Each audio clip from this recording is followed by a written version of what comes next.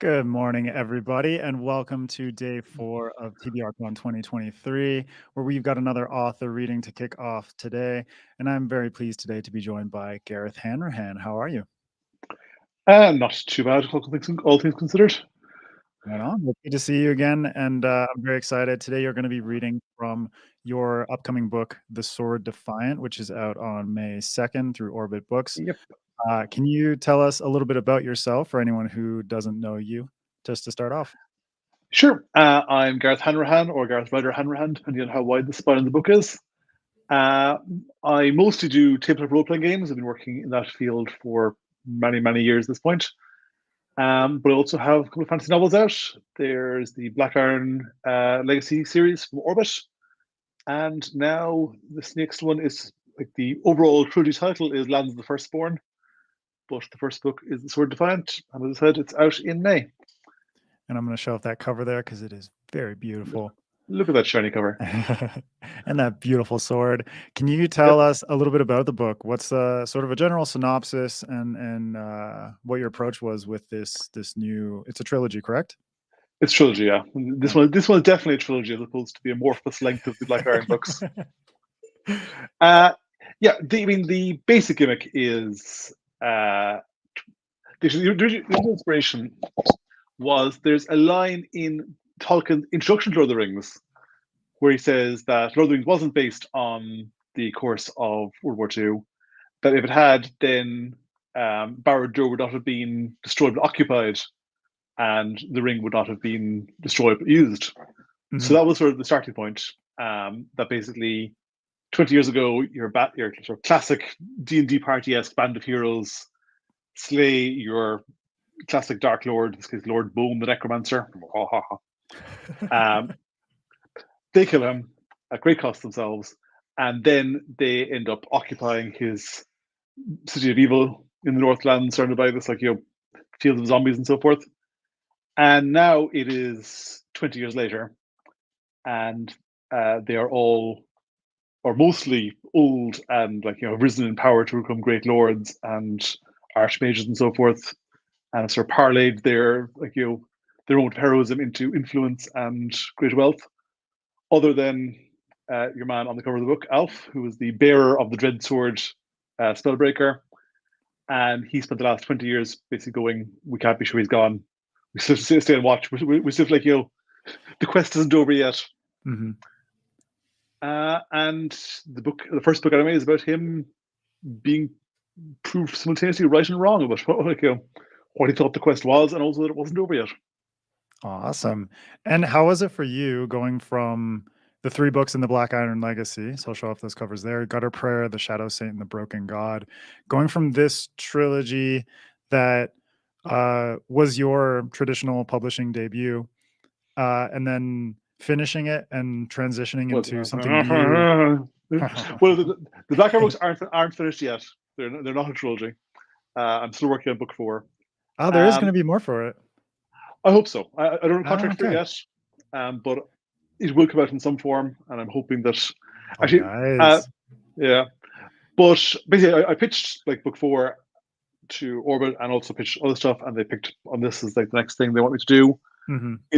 Partially the hopes of raising my profile and justifying them investing in a book 4, because with any series, things drop off over time.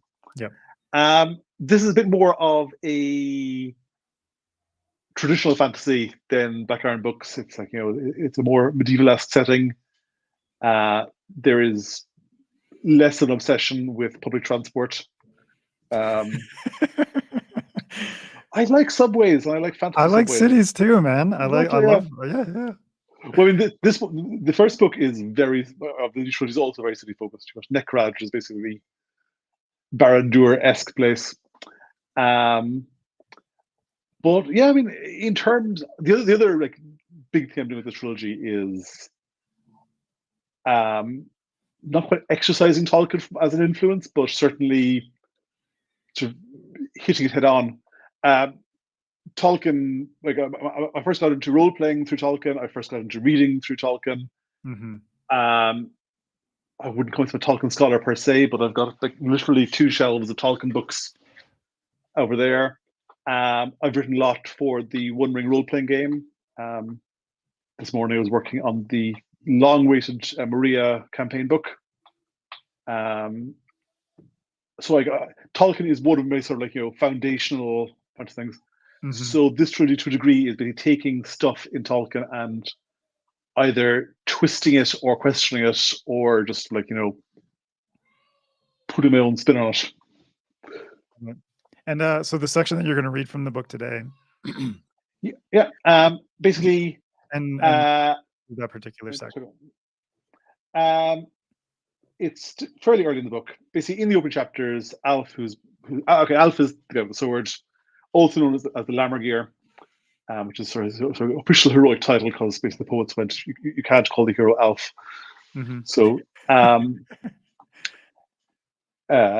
he has gotten this dream which sent him to talk to Jan, who was the cleric of the group, who was gone off and become a hermit, and she gave him your traditional, the prophecy, like that, darkness is coming, evil is rising in the north.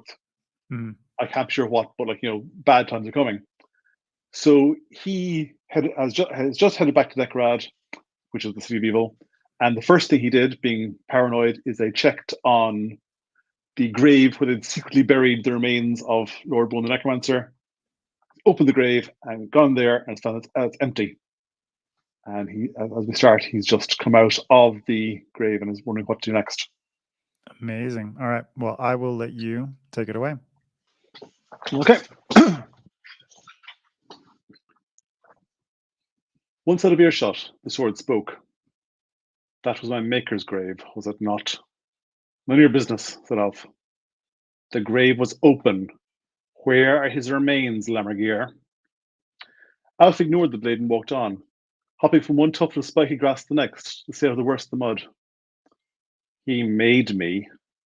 The elven smith Cortalion forged this body of iron, but it was Lord Bone who woke me and gave me purpose. You wielded me to destroy him. I deserve to know. The sword never spoke like that. Alf paused and drew the blade.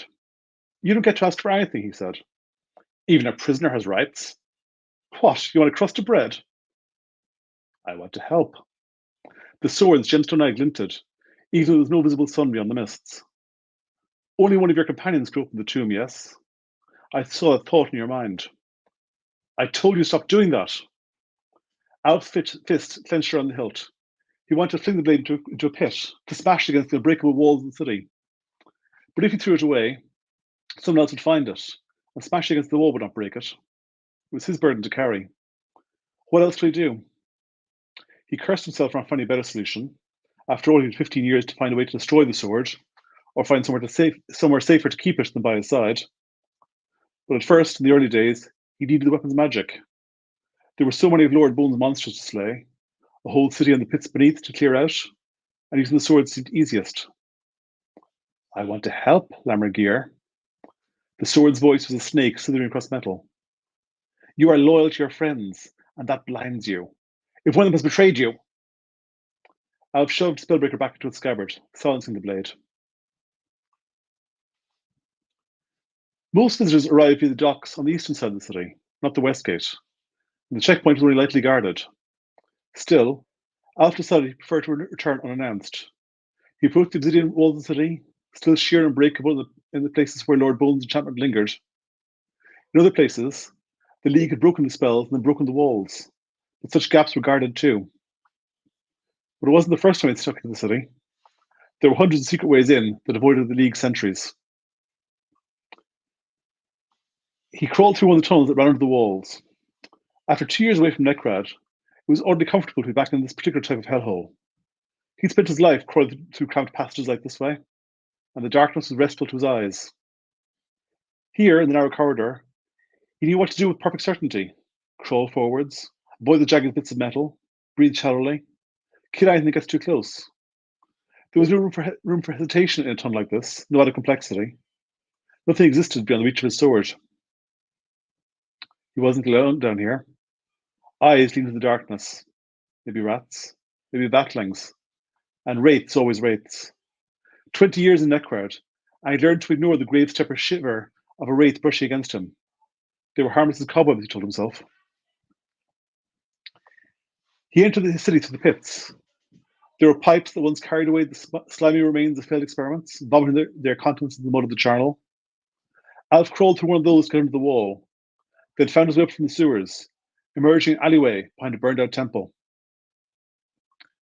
For all its sprawling size, parts of Necrod were crowded.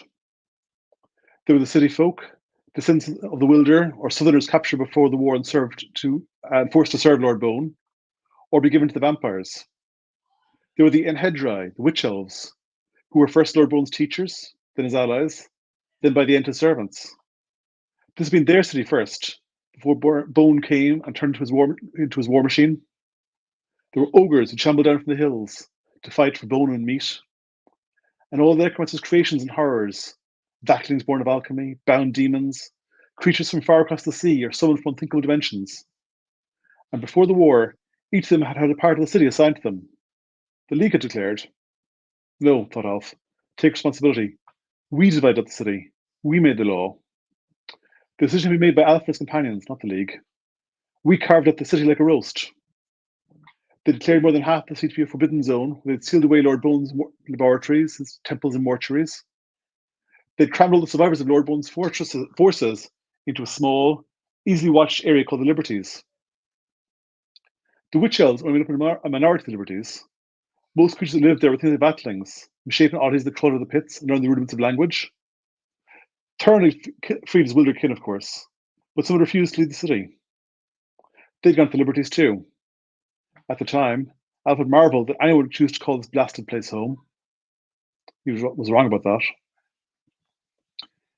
He slipped out of the alleyway and stood once again beneath the seething sky of Necrad.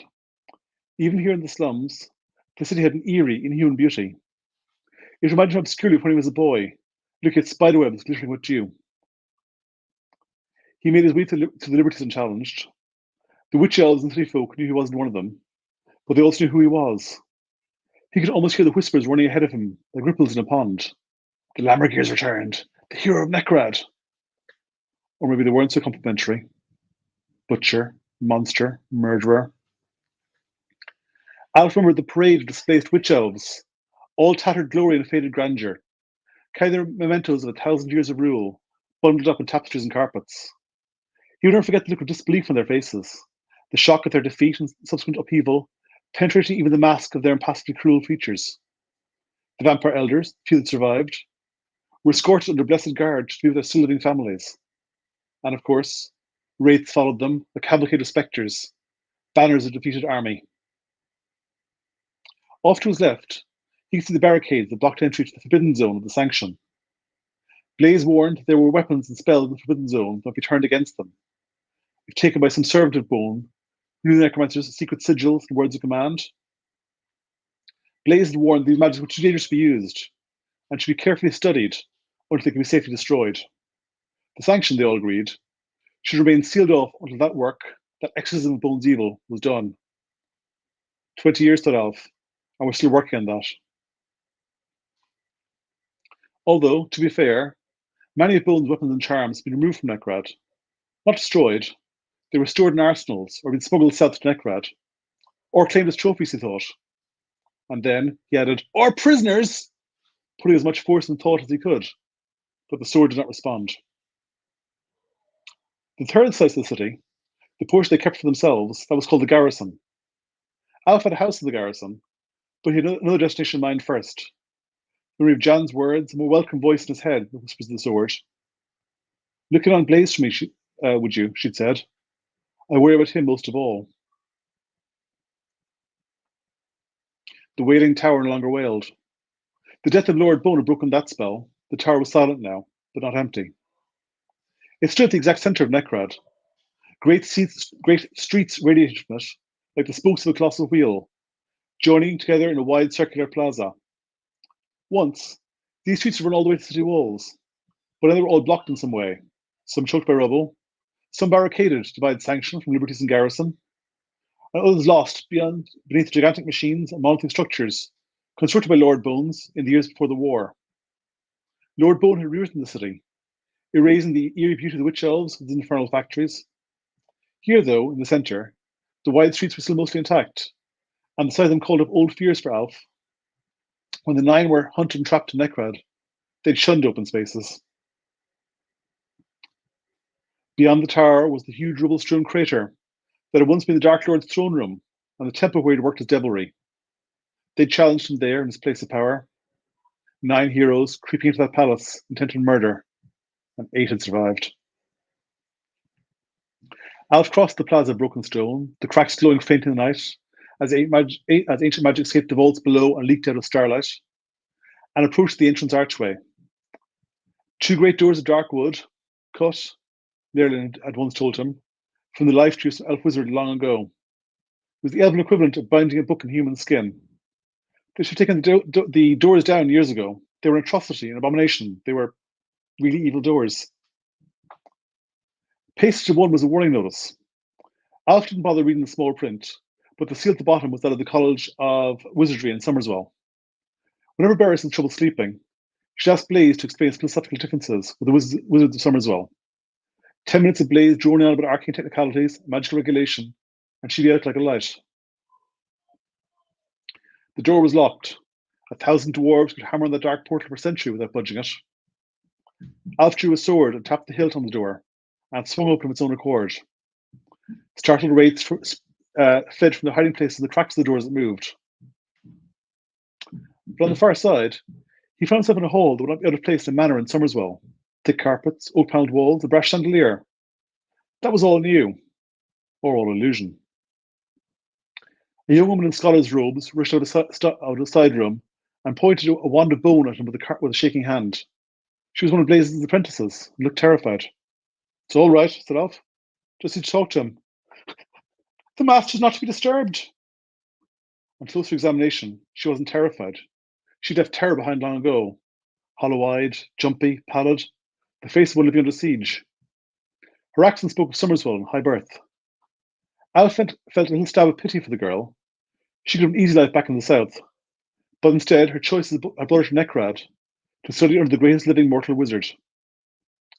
He doubted she still thought it was worth it. "Is he abed?" He does not sleep," she said, her voice almost raised into a shriek at the end. "Look," Alf sheathed the spellbreaker.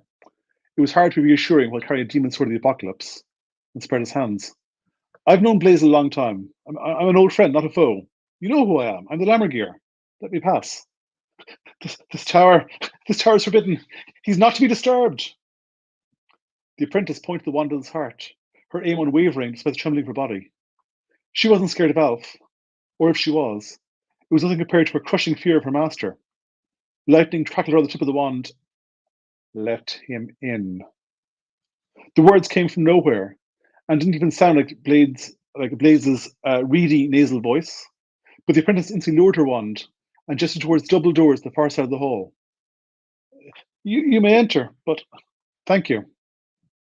Al stepped to the doors, and suddenly he was in an endless, infinitely tall tower. He stood on a spiral staircase that wound up and down till it was lost in darkness in either direction. The walls were lined with more books than could possibly exist in all the world. Far, far above, a figure floated in the void over that immense, unthinkable chasm.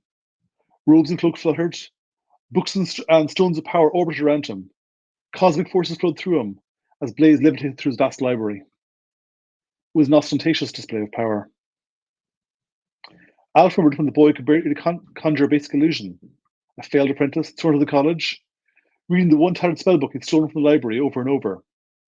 Always a straggler, limping behind the rest of the party when they marched. Like even after Alf and Pear had secretly removed 2/3 of the contents of his pack and carried the supplies themselves. Always a run to the party. Back then, Blaze had to catch scraps of starlight in crystals and mirrors, gleaming little fragments of magic to weave into a spell. Most wizards were like that. Few could muster the strength for really potent spells. A noble or a rich merchant might employ a wizard to read the stars, heal wounds before they festered, banish evil spirits, or bolster a warrior's luck in battle. A lord of Somerswell might be wealthy enough to keep a wizard in a tower, like a pig fattened for a feast. A whole lifetime spent collecting power for one great spell. But that was most wizards, not Blaze. "Blaze, I worry about him most of all," Jan had said. Alf climbed. This high up, the shelves of books were rimed with frost, and the stairs became slippery. He clung to the wrought iron banister, although that too was so cold his skin clung to it. He came upon a writing desk, where disembodied hand and spectral eye were hard at work, translating another volume of magical lore. It was Blaze's handwriting, Blaze's hand and eye that floated there. There was no shoulder to peer over, so Alf was able to get a clear look at the text. It was a treatise in necromancy. Most of the text was far beyond him, but the marginal sketches of bones and nerves and joints spoke to the book's nature. He went on, up and up, passing more writing desks, more hands and eyes. At one point, he looked down at the door he'd entered by, a dozen levels or more below, and saw a gaggle of pale apprentices clustered on the landing, looking up at him. Were they expecting a confrontation? For all his boasts, Alf hadn't talked to Blaze at length in a long time. They'd all been so busy in the years after Bone's defeat, and then they'd all their duties in the occupation of Necrad. Barris and Gundon and Lerlin dealt with the League, with the armies of their respective realms still encamped in the Charnel. Thurn had gone back to his people, to the Wilder, telling them they were free of the blood tithe. Jan went to heal the wounded and bury the slain. Alf and Lath had taken it upon themselves to keep the pits in check. There were still breeding vats and summoning circles in the dungeons under the city they hadn't managed to shut down. Some operated autonomously, others, he suspected, were run by distance among the witch elves. Either way, the dungeons regularly vomited monsters out on the city streets, and Alf was good at killing. It seemed obvious at the time he should take responsibility for cleaning out the pits, just a few months, until they cleared the place. Until they proved to find witch elves they could be merciful. It was something he could do. And Blaze locked himself away in this wailing tower to learn Lord Bone's magical secrets. He'd rarely left his confines since. Blaze descended in terrible glory. His robes were a living thing, moving like wings, scalloped tatters swirling out like tentacles. His face was hidden in the shadows of his voluminous hood, but a halo of eyes orbited around his head. A dozen hands emerged from shifting sleeves, made arcane gestures and withdrew. His voice came from all around, echoing from the stones and books, whirling around the tower. Aelfric of Moladale, Knight of Summerswell, called by some Lammergear, keeper of the Spellbreaker, Aestura Mashon, thy name is terror to foes and a rallying cry to friends. What business have you in the Wailing Tower? Alf adjusted Spellbreaker's scabbard. I'm not going to talk to you like this. Stop floating. Speak, intoned Blaze. More eyes detached themselves from his halo and shot off into the depths. Jan sent me, said Alf. You bear a message from the Illuminated One. Speak. Alf folded his arms. Very well. Another abrupt transition. Wind whirled around him, the tower falling away like leaves in a hurricane. When the tumult subsided, Alf found himself alone in his study. A desk, two overstuffed chairs, shelves crammed with curios, a window looking out over the city. The last time he'd seen the view like that, he was leaning to the side of the tower with Barris. The door opened and Blaze entered. Gone were the living robes and shadowy hood, the excessive numbers of eyes and hands. He looked as Alf had remembered him, thin and beaky. Blaze sat down behind the desk and gestured at the other chair. Alf remained standing. Is this illusion, or is the library out there that's not real? I don't deal in illusions anymore, Aelfric, sniffed Blaze. So what was that with the eyes and hands? Efficiency. I have too much to do than squander time. I'm the most accomplished mortal magus in centuries. Previous tenant accepted, I presume. Blaze stared at him. Is that supposed to be a joke, Aelfric? Forgive me. I've altered the workings of my brain, too, to improve my clarity of thought. I no longer find paid jests entertaining. Your apprentices are scared of you, said Alf. Oh, pay them no heed. I mainly keep them around for utility's sake. Young blood, virgin souls, and so forth. Really? It was sarcasm, Aelfric. Blaze didn't smile, and his tone didn't change. I never wanted apprentices. They were foisted on me, and they're all spies for the college anyway. It's better to keep them occupied with imagined terrors. Blaze cocked his head. You should be on your guard, too. They may have insinuated spies into your household. Alf didn't have a household. Hell, he hadn't set foot in his house in years. Jan said. Tell me, said Blaze. How did Jan transmit this message to you? I visited her, said Alf. She sent a dream, and I went to her. Blaze frowned. You left Necrad? I left Necrad 2 years ago. Oh, Blaze shrugged. I didn't notice. A Lenorm caught me, said Alf.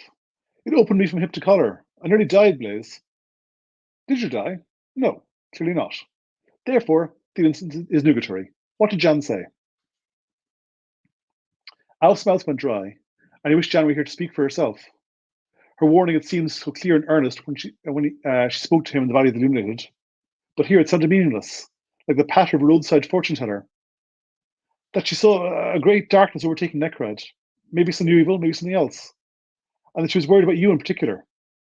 Is that so? Blaze's gaze flickered to Spellbreaker for an instant. Well, I am the master of the Wailing Tower. Nothing happens from these walls I do not see. There is no darkness here to my eyes. What about the rest of the city? Said Alf. Blaze shrugged. There is little to learn inside the tower, so I don't care much. All the potential perils I'm aware of are contained, for now, though obviously I can't dictate the course of events as fully as I might desire. It seems to me, though, that the darkness is rising. It should be your responsibility, not mine. You promised to hold back the spawn of the breeding pits, didn't you? I understand that Lath is somewhat overcome, although he's never asked for my aid. Too proud, no doubt. Look to your own domain, Lammergear. If Lath asked, said Alf, would you help him? I have much work to do, replied Blaze. Lord Bone laid spells in the city, and locked each of them with arcane sigils. Each of them must be painstakingly decoded, the spell unpicked thread by thread. Only when all of Lord Bone's authority is undone will Necrad be secure. There is nothing more important and beneficial to the world than my work here. If I asked you, said Alf, would you help? The wizard sighed. Yes, if Jan's right, and this new threat we have to defeat, then of course I'll be by your side. But what folk is threatening me now? Or you, or Lair Lynn? If you need my aid, I will act. Otherwise, good day. Is there anything else I should know, Blaze? Asked Alf. Did you open Lord Bone's grave? He didn't, he thought. He wanted to ask directly, but you blazed as an accusation. A pause, then. Do you have any comprehension, Aelfric, of how little you know compared to me? Alf walked out of the study, and was not surprised to find himself standing in the street outside the tower, back in the sanction. The sea around him felt like it was another one of Blaze's illusions. For a moment, he doubted he'd returned to Necrad at all, and he was still wandering the outside world. Reluctantly, he drew the sword. Tell me, he asked Spellbreaker, what did you see in there? The demon sword could perceive things that he could not. A carrion crow, answered the sword, eating the remains of its betters, brains and aspic. Huh. You should strike him down, before he's too powerful to stop, and becomes a new Dark Lord. He craves it, I can tell.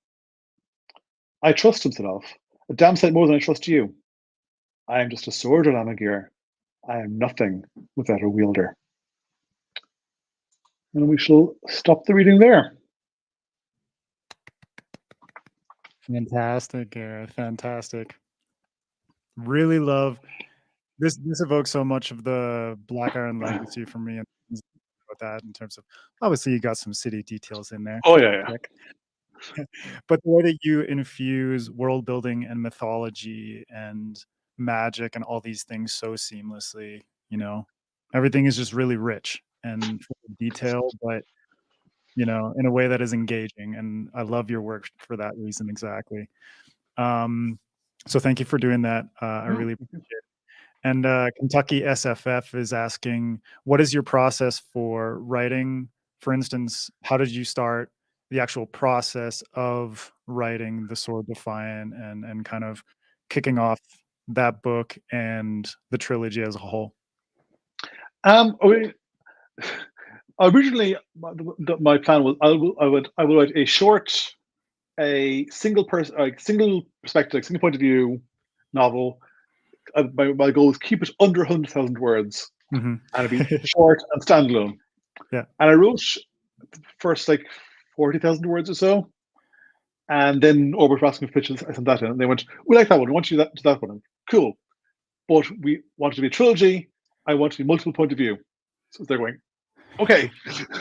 Forget that 100,000 word thing.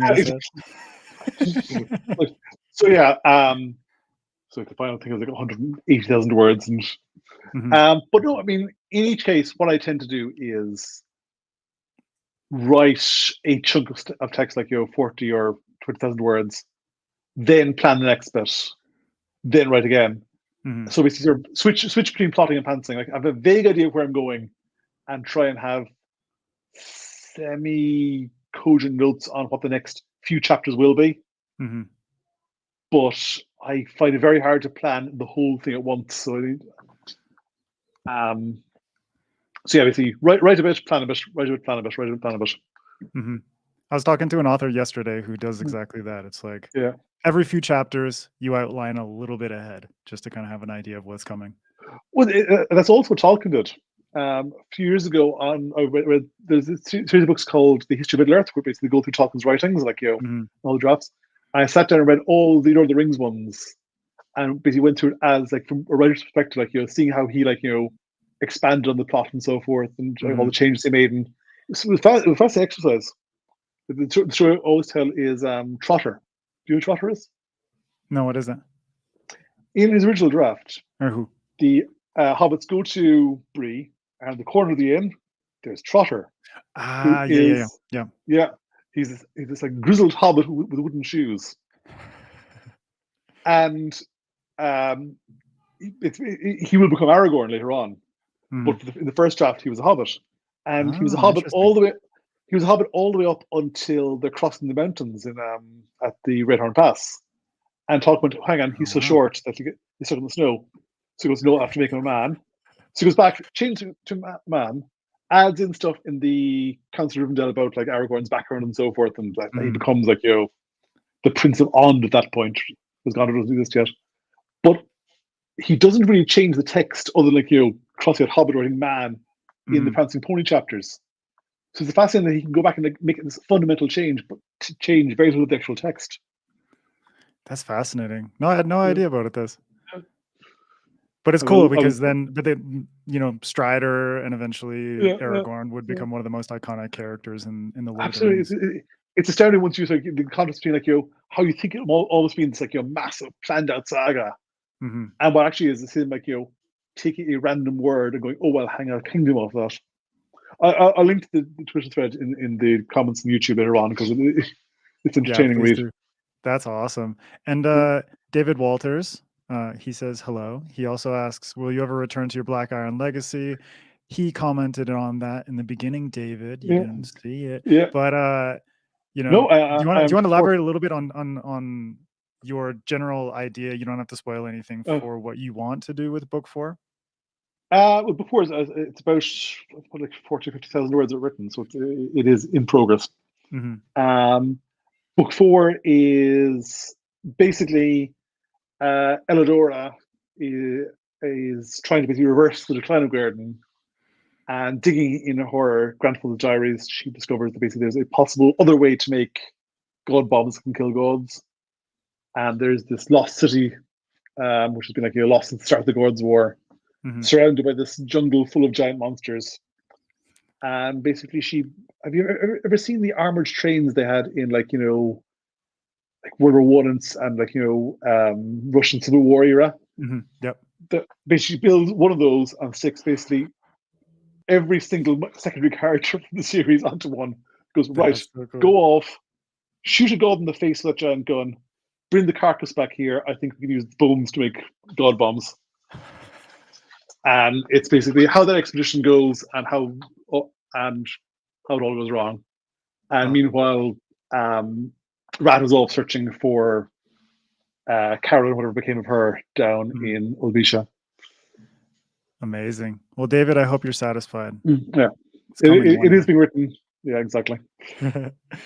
And another David asks how you came up with the idea. This is going back to Black Iron Legacy. How you came up with the idea of the Talum in that series. He says those things are so cool, and um, I agree.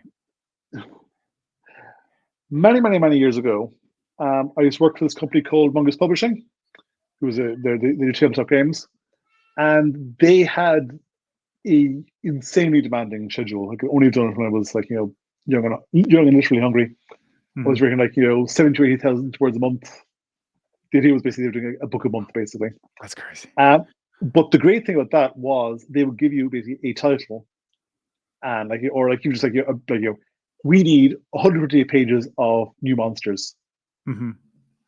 So the Talman were basically a random monster I wrote up for those books. They have a different name. They're like a different concept, but the whole idea of a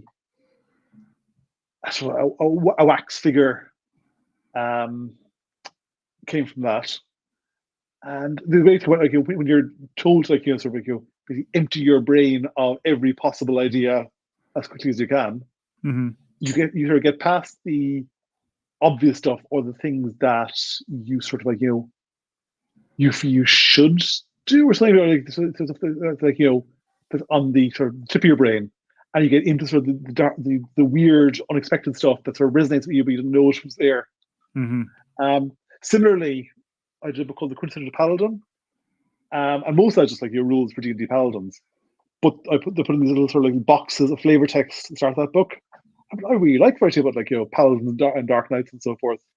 So a lot of that sort of echoed in this book after again after 20 years. Yeah. There's a lot of Sword Defiant is sort of look you up and realize that you're 20 years have passed and you're no longer as young as you were and no longer sure your place in the world. It is cool though that I appreciate that you like paladins, or at least writing about paladins, because a lot of people shit on them when it comes to tabletop role playing and D&D and stuff like that. It's like there's nothing wrong with a paladin. Come on now. Paladins are great. Yeah. The one member in the Sword Defiant, there's the 9 who are the 9 heroes who the Dark Lord, and the one of them who actually died at the end was Per the Paladin, who was this the perfect hero. And a large part of the book is them sort of going we sort of lost our heart and our conscience, and the one who made us real heroes that day, and everything's done wrong since he's dead. Very cool. All right, well, we will close it out there, my friend. Once again, thank you so much for doing that reading. Really appreciate it. I'm very much looking forward to the Sword Defiant. That will be out on May 2nd through Orbit Books. I'll show the cover one more time. That's going to be available in which formats? As far as I know, pretty all of them. It's out on paperback. There's an audiobook this time. Yay. Ebook. I've heard rumors there's going to be some limited release hardcover, but I don't have details on that yet. Through someone, I'm not quite sure. But definitely it will be in all good bookstores and also certain giant evil bookstores. Right on. And if you want to go read Gareth's work right now, you can go check out the Black Iron Legacy, which I highly recommend. Very amazing world and great characters and everything. And Gareth, thank you for kicking off today with me and hanging out, doing your reading. I really appreciate it. Oh, thanks so much. And thank you everyone for watching. Thank you for the great questions, and enjoy the rest of day 4, TBRCon 2023.